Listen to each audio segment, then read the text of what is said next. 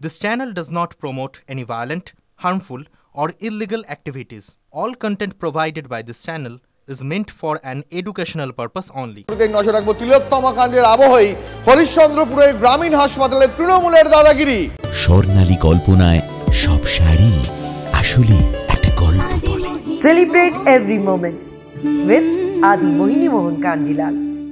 কর্মরত ডাক্তার এবং নার্সকে হাসপাতালে বেধড়ক মারধরের অভিযোগ এবং অভিযোগ তৃণমূল নেতার বিরুদ্ধে। অভিযোগ অবিনাশ দাস নামে ওই নেতা হাসপাতালে ঢুকে কর্তব্যরত নার্সদের অশ্লীল ভাষায় আক্রমণ করেন।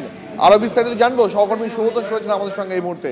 শুভতোষ, দেখুদীপ, শুধু অশ্লীল ভাষা আক্রমণ নয়, নার্সদেরকে পাশাপাশি সেখানকার যিনি মেডিকেল অফিসার তিনি যখন বিষয়টার মধ্যে ছুটে আসেন বা বাধা দেওয়ার চেষ্টা করেন, তাকে বেধড়ক মারধর করা হয়, তাকে মারধর করা হয় এবং তারপরে আবার তেড়ে গিয়ে সেই নার্স, তাদের মধ্যে একজন সিনিয়র নার্স, তাকে নিগ্রহ করার চেষ্টা করা হয়।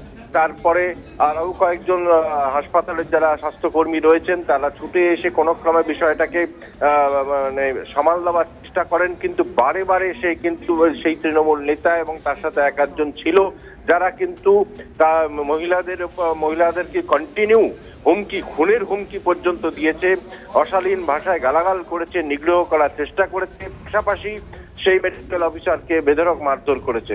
পরে ফোন করে পুলিশ ডাকলে পুলিশ এসে সেই তৃণমূল নেতাকে প্রথমে আটক করে, পরে অ্যারেস্ট করা হয়েছে বলেই এখনো পর্যন্ত জানা যাচ্ছে। আমাদের সঙ্গে থাকো, কিন্তু এই ঘটনায় আতঙ্কিত যে হাসপাতালের নার্স এবং চিকিৎসকরা, তারা কি বলছেন শোনাবো। একটা পেশেন্ট ভর্তি আছে, তো উনি এসে পেশেন্টের সম্বন্ধে আমাকে জিজ্ঞেস করছেন যে ডক্টরকে ডক্টর নেই কেন, নার্স নেই কেন। বলছে আমরা তো আছি, বলুন কী হয়েছে, আপনার সমস্যা কোথায়। উনি পেশেন্টের ব্যাপারে কোনো খোঁজ খবর না নিয়েই হঠাৎ করে এমন উপর স্ল্যাং ল্যাঙ্গুয়েজ ইউজ করেন, তেড়ে আসেন রীতিমতো, আমাকে থ্রেট দেয় যে আপনাকে দেখে নেব, আপনাকে আমি মেরে ফেলবো। এবার শিক্ষকের সভাপতি ভয় পেয়ে গিয়ে আটকানোর চেষ্টা করলেন, তখন ওনাকে ভার্বাল অ্যাবিউজ করা হয়। এবার উনি ভয় পেয়ে রীতিমতো চিৎকার চেঁচামেচি শুরু করেন। সেই মুহূর্তে একটা পাবলিক জড়ো হয়, আমি পাশেই পেশেন্ট দেখছিলাম, আমি এবং আমার যারা অন্য স্টাফরা ছিলাম সবাই ভয় পেয়ে দৌড়ে আসি। এবার আমি যখন আটকাতে আসি তখন আমার উপর ওনারা চড়াও হয়। এই মুহূর্তে আরো একটা খবর দিই আপনাদের। তিলোত্তমার বিচার চেয়ে আন্দোলনে বসা চিকিৎসকদের হুঁশিয়ারি অরূপ চক্রবর্তীর। ডাক্তারি করতে এসেছেন, রাজনীতি করতে নয়। ডাক্তারিটা করুন, বিনা চিকিৎসায় রোগী মৃত্যু হলে জনরোষ তৈরি হবে, আমরা রক্ষা করতে পারবো না। হুঁশিয়ারি তৃণমূল সাংসদের, শুনুন। খবর আছে বাঁকুড়া মেডিকেল কলেজে ডাক্তার বাবুরা ধর্নার নাম করে বেড়াতে যাচ্ছে। আমার কাছে খবর আছে ধর্নার নাম করে বাড়ি চলে যাচ্ছে। ডাক্তারিটা না করে দয়া করে এইসব করবেন না। আপনারা ডাক্তারি করতে এসেছেন, রাজনীতি করতে নয়। আপনারা ডাক্তারিটা করুন। বিনা চিকিৎসায় রোগীরা যদি মারা যেতে শুরু করে আপনাদের বিরুদ্ধে জনরোষ তৈরি হবে। গ্রামের মানুষ দৌড়ে আসবে হাসপাতালে, তখন কিন্তু আমরা রক্ষা করতে পারবো না। মঞ্চে তার বক্তব্য আপনাদেরকে শোনাচ্ছিলাম, কিন্তু শুধু মঞ্চেই তো নয়, কর্মসূচি শেষে বেরিয়ে যাওয়ার সময় সাংসদের মুখে ফের শোনা যায় জনরোষের কথা, শুনুন। ডাক্তারদের হুঁশিয়ার দিনে অনুরোধ করেছি যে দয়া করে আপনারা চিকিৎসাটা করুন, আপনারা প্ররোচনায় পা দেবেন না। জনরোষ হবে যদি হাসপাতালে রোগী মারা যায়, ডাক্তাররা যদি ডাক্তারি না করে অবরোধের নাম করে বাড়ি চলে যায়, যদি বয়ফ্রেন্ড নিয়ে ঘুরতে যায়, তাহলে তো অটোমেটিক হবেই। রোগী যদি বিনা চিকিৎসায় হাসপাতালে মারা যায়, তাহলে মানুষ কি ছেড়ে দেবে গ্রামের মানুষ? তনিষ্ঠ একজন জনপ্রতিনিধি, তিনি একজন প্রকাশ্য মঞ্চ থেকে বলছেন ডাক্তাররা আন্দোলনে যাওয়ার নাম করে বেড়াতে চলে যাচ্ছেন, এবং এরপর যদি রোগীর মৃত্যু হয়, এরপর যদি জনরোষ আছড়ে পড়ে, তাহলে তিনি বাঁচাবেন না। তিলোত্তমার বিচার চেয়ে আন্দোলনে বসা চিকিৎসকদের এই ভাষাতেই হুঁশিয়ারি দিলেন তৃণমূল সাংসদ অরূপ চক্রবর্তী। একদম তাই, তিনি বলছেন ডাক্তারি করতে এসেছেন, রাজনীতি করতে নয়। ডাক্তারিটা করুন, বিনা চিকিৎসায় রোগীর মৃত্যু হলে জনরোষ তৈরি হবে। আচ্ছা দীপ, ডাক্তারি করতে এসেছেন, রাজনীতি করতে নয়। কারা রাজনীতি করছে?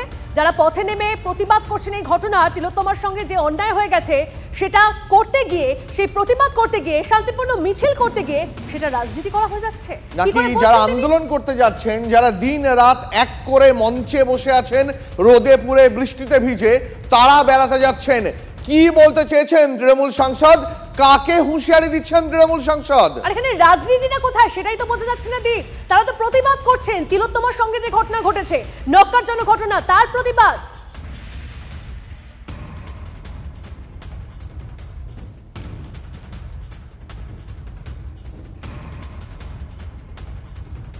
প্রাক্তন স্বাস্থ্য শিক্ষা অধিকর্তা তিনি আমাদের সঙ্গে রয়েছেন, প্রদীপ মিত্র আমাদের সঙ্গে রয়েছেন। নমস্কার, আপনাকে স্বাগত TV9 বাংলায়। তিলোত্তমার বিচার চেয়ে আন্দোলনে বসা চিকিৎসকদের হুঁশিয়ারি দিচ্ছেন অরূপ চক্রবর্তী। তিনি বলছেন ডাক্তারি করতে এসেছেন, রাজনীতি করতে নয়। আমরা ঠিক বুঝতে পারছি না রাজনীতি করতে নয় বলে তিনি কি বলতে চাইছেন, মানে কারা রাজনীতি করছে? যারা প্রতিবাদ করছে, যারা তিলোত্তমার সঙ্গে ঘটে যাওয়া ঘটনার, নক্কারজনক ঘটনার প্রতিবাদ করছেন, তারা রাজনীতি করছেন। আপনি এই বিষয়টাকে কিভাবে দেখছেন? আমি কিভাবে দেখছি মানে এটা তো মানে গভীরভাবে মানে এটা একটা প্রথম থেকেই একটা বলার চেষ্টা চলছে যে রাজনীতি।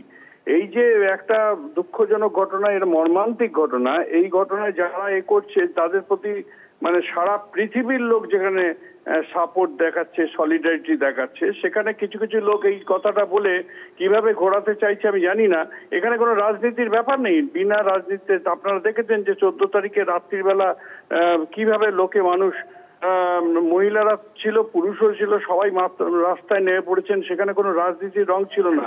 সেখানেও চেষ্টা হলো যে একটা হুলিগানিজম আর্জি করে রাত্রিবেলা করে দিয়ে হয়ে গিয়া, কারা করলো জানি না, সেখানে একটা চেষ্টা চললো যে রাজনীতির রং দেওয়ার কথা। এক্ষেত্রে আমার মতে আমি বলছি অ্যাপলিটিক্যালি প্রত্যেকটা লোকের মানে এই ব্যাপারে থাকা উচিত। যারা এটা থাকছেন না, আমি আশ্চর্য হয়ে যাচ্ছি তারা কিভাবে এই আন্দোলনটাকে অন্যভাবে দেখছে, অন্য চোখে দেখছে। বেশ, অনেক ধন্যবাদ আমাদের সঙ্গে কথা বলার জন্য প্রদীপ মিত্র। তার সঙ্গে কথা বলছিলেন প্রাক্তন স্বাস্থ্য শিক্ষা অধিকর্তা, এবং তিনিও যে বিষয়টা বললেন যে এখানে রাজনীতি কোথায় রয়েছে সেটা তিনিও বুঝতে পারছেন না ঠিক করে।